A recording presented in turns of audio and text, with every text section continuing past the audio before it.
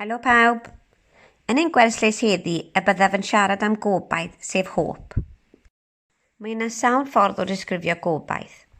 Efallai mae gennych disgwyliadau ac yn dymuno i rhywbeth fynd mewn ffordd benodol, ac weithiau mae rhaid i chi aros amdano. Neu efallai y mae gobaith yw rhywbeth rydych chi am ei weld yn digwydd, ond dydych chi ddim yn gwybod os fydd yn digwydd eto. Weithiau mae meddwl am gobaith yn eich gwneud chi'n hapus neu'n gyffrous. Rydych chi'n hoffi meddwl am gobaith ac ar hyn yr ydych chi eisiau digwydd a sut byddwch chi'n teimlo y pryd hynny.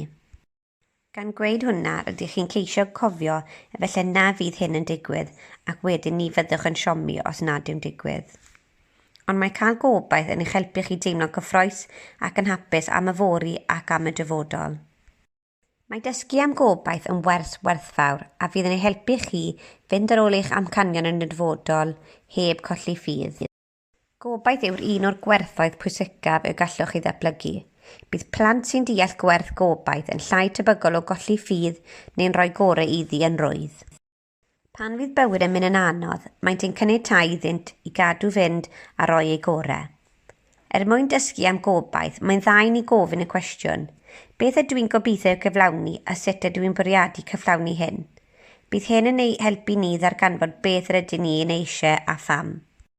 I adeiladu gobaith a hunan hyder, mae'n dda i ni meddwl yn ôl am brofiadau neu digwyddiadau yn y gorffennol lle rydych chi wedi llwyddo.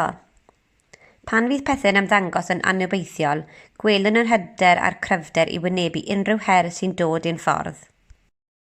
Gwers dda o obaith yw dysgu roi a heb disgwyl dim byd yn ôl. Wrth siarad am obaith, mae'n syniad arbennig i ni creu llusern sef lantern sydd yn goleuo lan. Y neges tu ôl hwn yw i ddal arno i'r golau mwyn cadw'r gobaith. Y bydd pethau neu wella. Dyma sawl ffordd o creu llusern arbennig. Pa un y byddwch chi'n ei ddewis i cadw'r gobaith?